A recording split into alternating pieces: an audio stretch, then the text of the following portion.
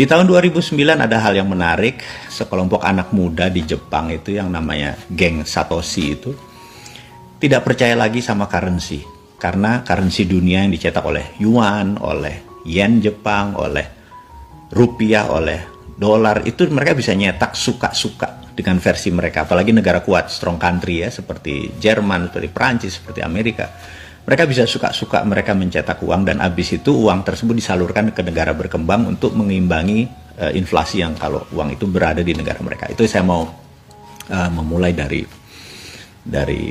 cerita itu. Nah, yang menarik, anak muda itu menciptakan Bitcoin berbasis blockchain. Blockchain hanya ledger ya, hanya sistem ini. Nah, di tahun 2009 tersebut, blockchain masih nobody, masih nggak ada apa-apanya. Tapi dia menciptakan 21 juta Satoshi ini adalah fix. Jadi dia nggak nambah, dia nggak ngurangi.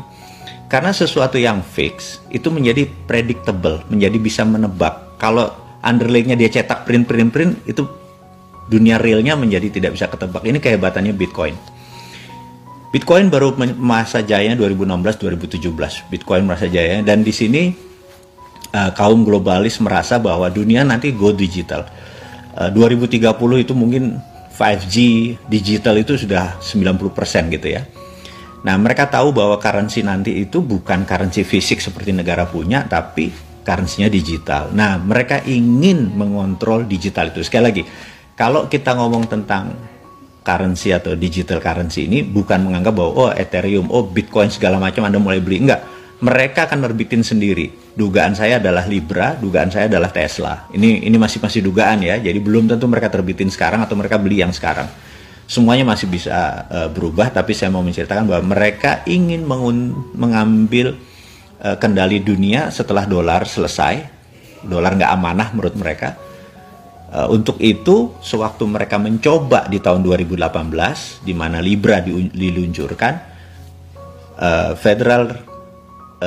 pemerintah Amerika di bawah Trump tidak setuju dengan globalis tindakan ini. Sekali lagi, Trump adalah nasionalis, country adalah segalanya, globalis nggak peduli. Jadi Anda mulai paham bahwa ditarik lagi Libra tadi, diserang Trumpnya gitu ya. Nah, jadi Trump ini saat ini adalah satu-satunya mungkin orang yang nasionalis patriotik, cuman dia asshole aja secara pribadinya, tapi secara bernegaranya dia country first gitu ya, negaranya segalanya. Nah, balik lagi ke cerita para globalis tadi. Jadi dia masuk ke belakang sebentar, serang Trump dengan menggunakan, saya anggap biological weapon saat ini, COVID. Begitu udah ada vaksinnya, dia terbitin COVID lagi. Jadi jangan-jangan COVID-nya ada 4 lapis, vaksinnya baru 1. Jadi vaksinnya nanti ada 4 macam harusnya. Jadi nggak pernah selesai. Yang jelas untuk mukul Trump udah jadi, karena yang penting dia kendalikan Amerika dulu. Kalau Amerika kendalikan, maka sistem nanti kalau digital currency mereka terbitkan, mereka bisa mengendalikan Amerika. Itu grand plan-nya. Jadi karena saya baca sekali, oke, ini kita stop dulu. Ini cerita permukaannya. Apa yang terjadi dengan kita gitu. Jadi saya ingat satu hal, bahwa saya melihat saya menganalisa blockchain is the winner. Itu dulu ya. Saya teman-teman mungkin beberapa kali saya mencari blockchain is the winner. Jadi gini, saya pernah di tahun 2000-an, saya bertiga dengan teman saya Mr. P dan F gitu ya, sahabat saya, dua-duanya Chinese, pengusaha sukses Chinese Indonesia, dan itu sahabat saya. Terus tahun 2000 itu kami lagi ke San Francisco.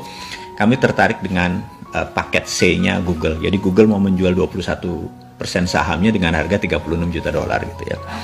Dan saya melihat peluangnya, kami bertiga diskusi di kamar di apartemen itu, diskusi. Saya dan 2 teman saya, satu teman saya tadi, si Mr. P tadi, bilang kayaknya kita invest deh di Google gitu ya.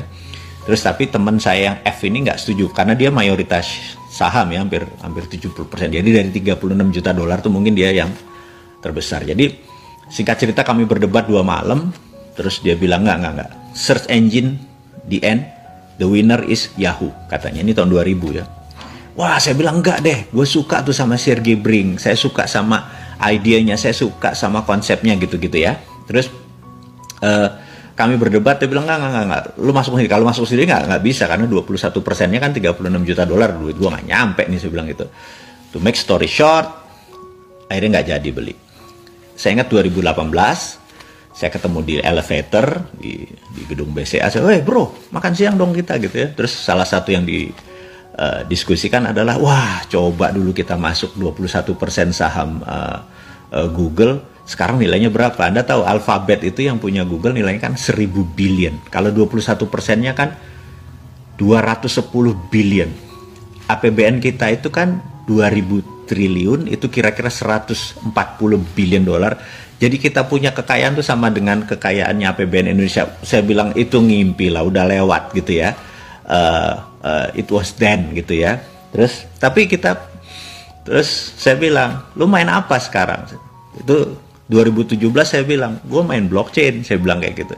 Ingat ya, Bitcoin adalah blockchain, tapi blockchain bukan Bitcoin. Jadi nanti akan kita sampai ke sana. Gue bilang, blockchain is the winner.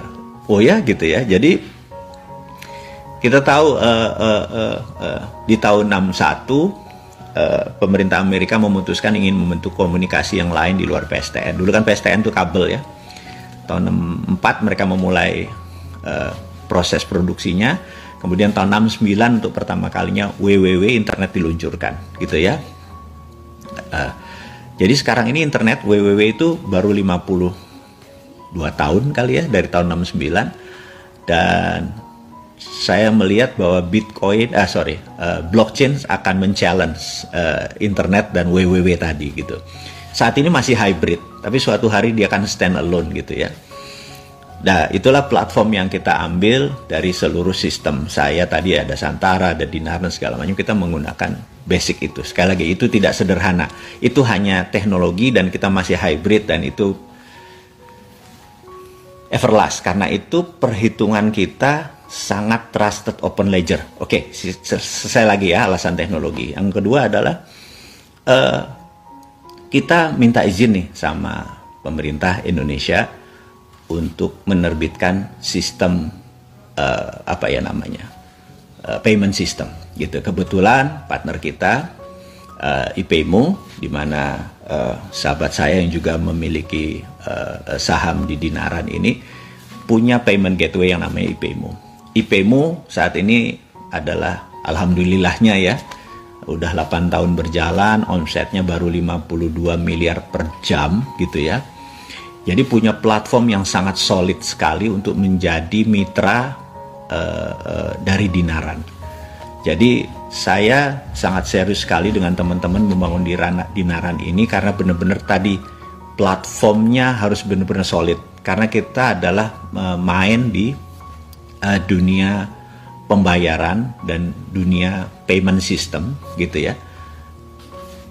Ini benar-benar harus solid, nggak bisa dihack, nggak bisa dan lain sebagainya. Nah, jadi satu itu ya, saya mencerah latar belakangnya. Kemudian ada hal yang menarik, sewaktu kita minta izin ini, kita kan mau rupiah kita itu ada underlayingnya, ada nggak boleh rupiah kita berdasarkan rupiah saja. Itu kita tahu, Anda tahu rupiah dibandingkan dolar tahun 70 itu $1 tuh 350 rupiah gitu ya. Sekarang $1 14.000 gitu kira-kira. Janji saya minta teman-teman nulis deh kira-kira tahun 2024 lah.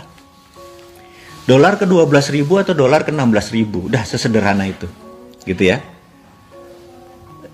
Tebak-tebakan aja, kita main capsa lah. Kalau dulu main gambaran lah, besar kecil gitu, kalau yang suka main begituan gitu ya.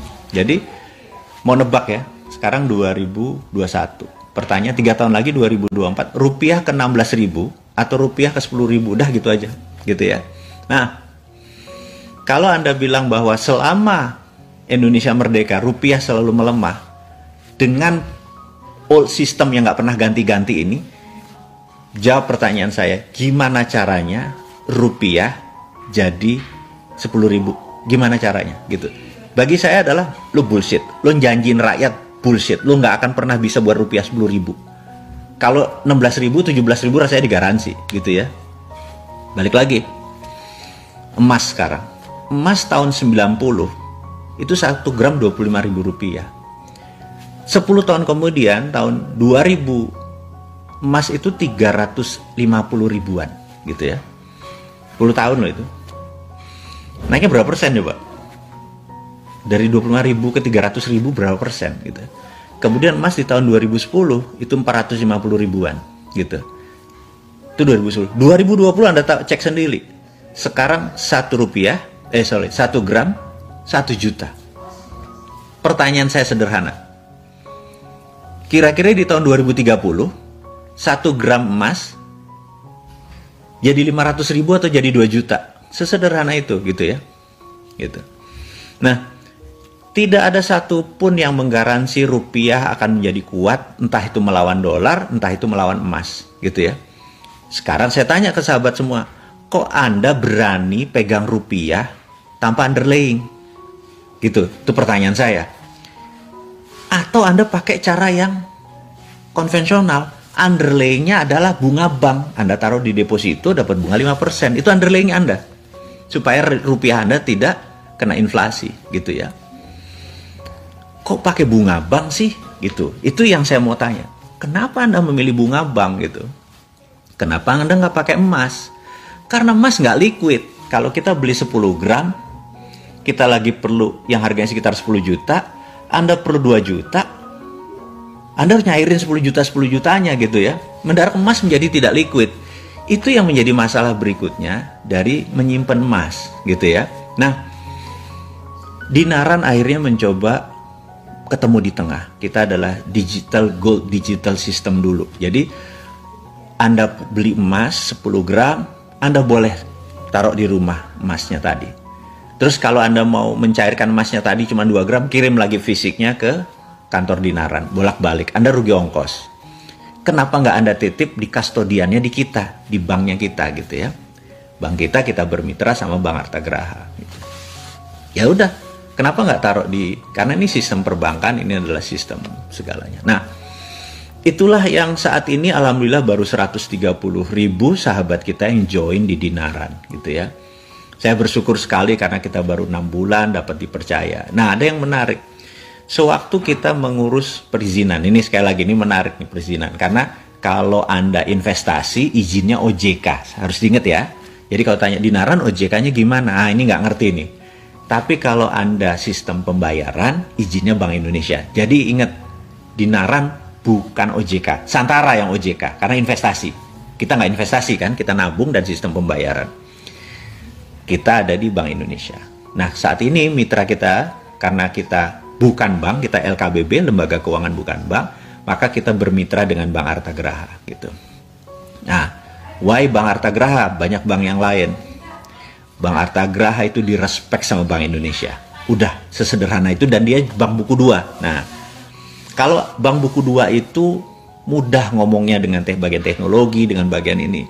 Tapi kalau bank kayak Bank Mandiri, waduh, bisa 2 tahun nggak kelar-kelar, kapan bisnisnya gitu ya. Kalau izinnya. Nah, terus ada yang menarik lagi. Akhirnya kita buat, ini ada underlying emas. Nah, ini lagi yang menarik. Seumur-umur, kata si sistem perbankan ini, dia bisa berhubungan sama Menteri Perindustrian, Keuangan, dan lain sebagainya. Mereka tuh nggak pernah berhubungan uang tuh dengan Bapepti. Karena emas itu kan komoditi gitu kan. Jadi ini bilang ini untuk pertama kali nih Anda ngerepotin bener gini. Hampir 9 bulan kita memproses karena izinnya dengan Bapepti. Jadi kebetulan salah satu shareholder kita adalah mantan Menteri Perdagangan, Pak Gita Wirjawan, di mana dia sangat dekat dengan Bu Sri Mulyani. Dia juga dekat sama Menteri Perdagangan dan Bapepti dan sebagainya. Karena itu semuanya menjadi cepat. Jadi sahabat semua, membuat usaha di Indonesia, kalau sekedar punya good idea, masih kurang. Punya good money, masih kurang. Punya good people, masih kurang. Anda harus punya good connection, gitu ya. Jadi kedekatan kita dengan pemerintah seperti pejabat sekarang, ya kita menggunakan Pak Gita Wirjawan. Karena kalau saya sendiri, kalau ngomong itu kan bawahnya nyerang terus ke pemerintah gitu. Tapi kalau berbisnis kita orang yang berbeda. Kita kalau dalam agama saya yang Islam itu kita harus fleksibel. Fleksibel itu gimana ya? Kalau dari rumah saya ini sampai pasar sana tuh Al-Quran dijembreng sih dari Alif Lam Mim Al-Baqarah sampai surat An-Nas itu, maka akan ketemu titik tengah, terus dibalik lagi dari Anas tadi dibalik ke Al-Baqarah tadi ketemu titik tengah yang kata-katanya wayatalatov gitu ya. Yang kalau kita sederhani malam Jumat kita bicara agama sedikit. Wayatalatov itu ya intinya tengahnya Quran itu kita harus fleksibel gitu ya, latif gitu ya. Latifah, orang yang fleksibel, orang yang lembut gitu ya. Jadi seperti bambu, begitu diserang kita rubuh, begitu anginnya nggak ada kita berdiri lagi gitu ya. Nah kita pun berstrategi, kebenaran itu nggak bisa telanjang, kebenaran itu harus distrategikan. Jadi kita menceritakan kebenaran versi baru cara bernegara, tetapi pada saat dengan sistem kita harus join dengan mereka. Kita nggak boleh konfront semuanya, kita nggak bisa makan, dan teman-teman di Naran nggak pernah ada gitu ya. Jadi kita sekali lagi dengan ilmu ditambah dengan aset, orang, uang, pengalaman, terus ditambah dengan mempengaruhi network kita di jajaran ini, akhirnya jadi Dinaran. Jadi sekali lagi, Dinaran sampai kapanpun sulit ada kompetitornya gitu ya, karena memang jadinya dengan sistem yang sangat menarik. Nah, balik ke cerita awal. Nah, kita saat ini akan punya Dinaran emas untuk mereka yang merasa bahwa emas underlyingnya bagus. Atau Anda nggak mau pakai jaminan, Anda mau Dinaran rupiah, nggak apa-apa juga. Kita akan punya nanti satu paket namanya Dinaran rupiah, ya Anda pakai inflasi, rupiah jatuh, rupiah menang, Anda menang. Tanpa underlying, Anda free fall gitu ya. Terserah. Atau Anda pakai underlyingnya gold, emas gitu ya. Dengan mengikuti harga emas berdasarkan LBMB, London Bullion, M Marketing, saya lupa agency apa segala macam, LBMB. Antam pun pakai LBMI. Jadi karena itu setiap jam 11 adalah cut off point, di mana di cut off itu kita ketahui ini harga sekarang adalah sekian. Itu pakai. Nah, banyak orang yang udah minta ke kita, oh nanti saya akan jawab kenapa ATM-nya belum keluar gitu ya. Jadi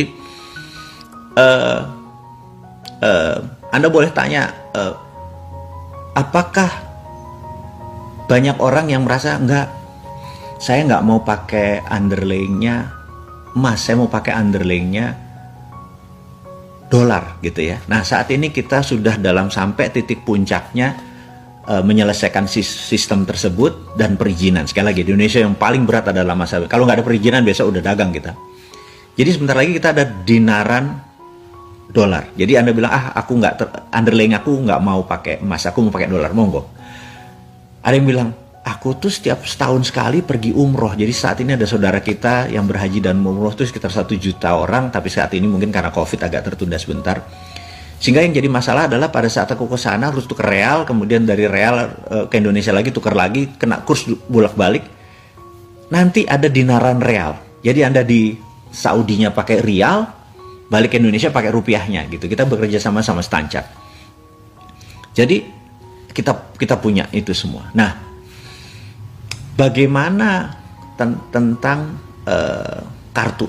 Nah, kartu itu sudah 99% siap diterbitkan. Tetapi sahabat semua, kalau itu diterbitkan, ini kata regulator nih. Yang namanya OVO, yang namanya GoPay, itu minta sudah dari bertahun-tahun yang lalu nggak dia beri. Apa spesialnya Dinaran? Gitu ya. Sekali lagi, ini saya balik.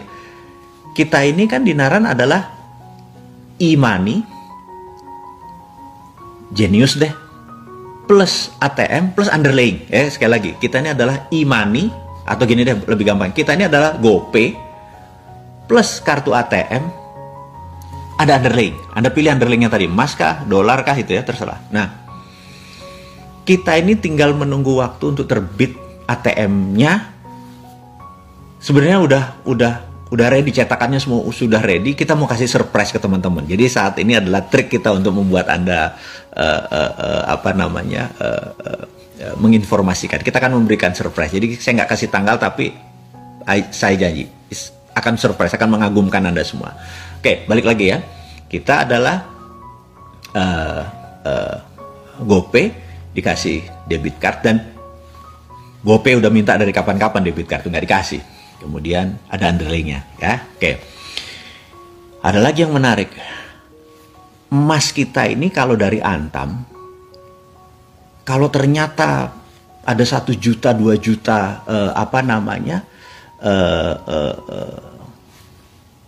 nasabah, transaksinya ini Antam nggak cukup. Kita udah tanda tangan sama Antam lah.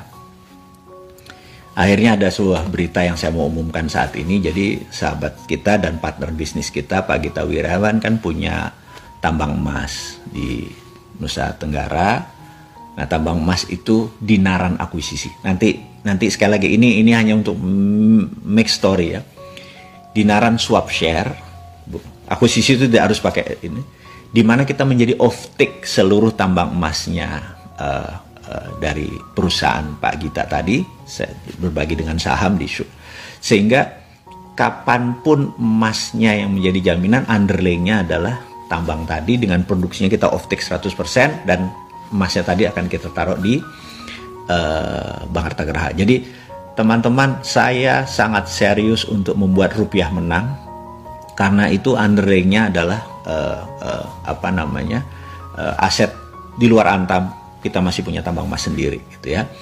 Nah, lalu ada lagi kemarin yang cerita, boleh nggak misalnya kita punya perusahaan nikel, Dinaran ambil off-take-nya, nikelnya, sehingga kita punya rupiah underlying-nya nikel. Saya bilang, itulah alasan saya membangun kenapa rupiah menang, karena mineral itu ada di Indonesia. Jadi nanti punya rupiah underlying-nya palladium, rupiah underlying-nya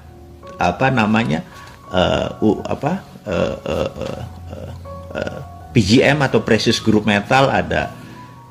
Itulah membuat kita mempunyai bursa-bursa tadi, tambang emas, tambang perak, tambang tembaga, tambang segala macam. Kita jadi off-take-nya, dan rupiah tadi underlying-nya Anda pilih sendiri. Anda pilih sendiri, Anda merasa bahwa kayaknya tembaga bagus, nikel bagus, underlying-nya itu.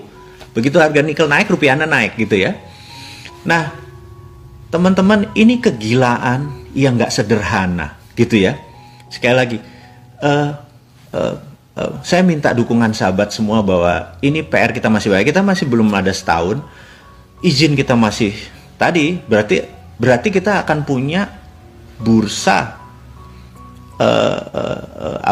untuk underlying tadi. Jadi saat ini ya masih dolar dulu, masih rial dulu deh.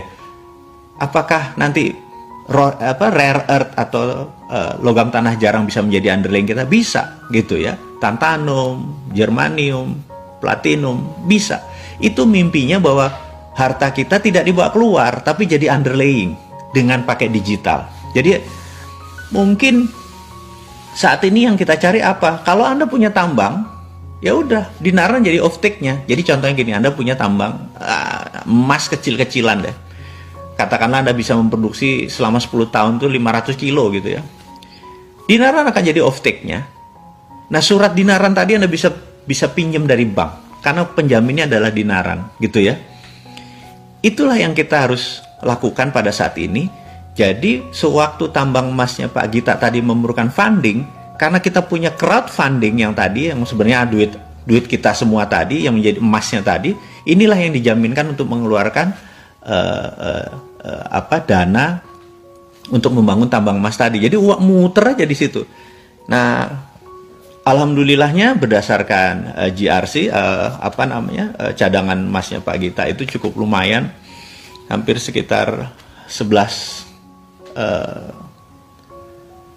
lupa saya angka pastinya, nanti saya akan forward ke teman-teman supaya nggak sembarangan gitu. Tapi 11 ton sih ada kayaknya, sekitar 18 sampai 19 triliun. Jadi kalau ada uang 19 triliun di Dinaran, underlying-nya ada gitu ya.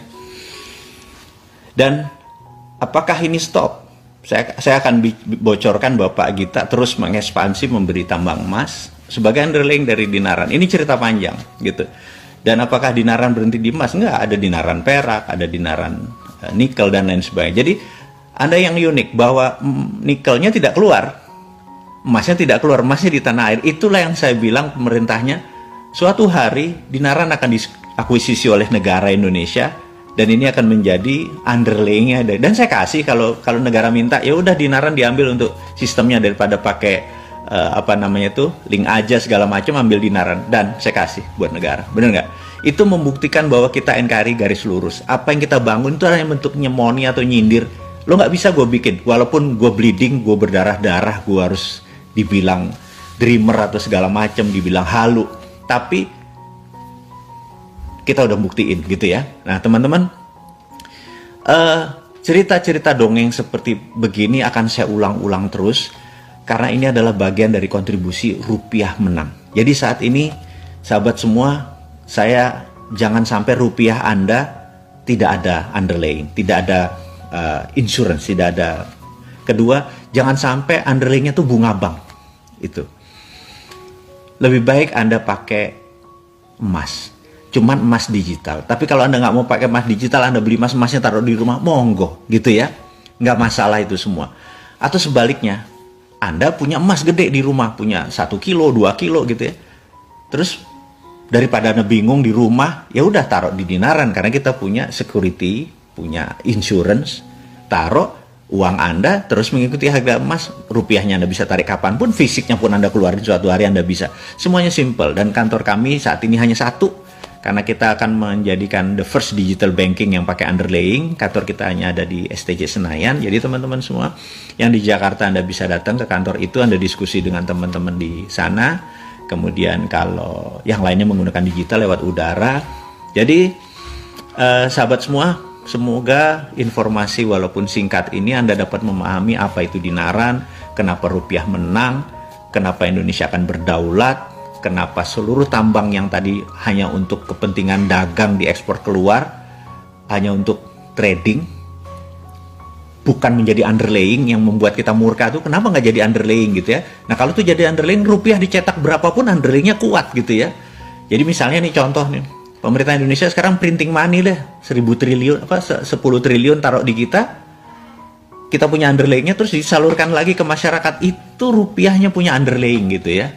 Jadi mudah-mudahan sahabat semua, ini masih awal, ini masih perjuangan, ini penuh berdarah-darah, ini perlu kita bergandengan tangan, perlu nasihat, perlu kita masih belum sempurna, masih beta, tapi tanpa Anda ini semua nggak ada, tanpa Anda yang NKRI ini semua nggak ada.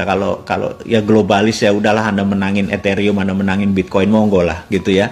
Itu pilihan Anda semua, tapi saya atas nama bangsa dan negara ingin mengajak Anda semua, yuk memenangkan rupiah, tetap pegang rupiah, dan pastikan rupiah Anda ada underlayingnya.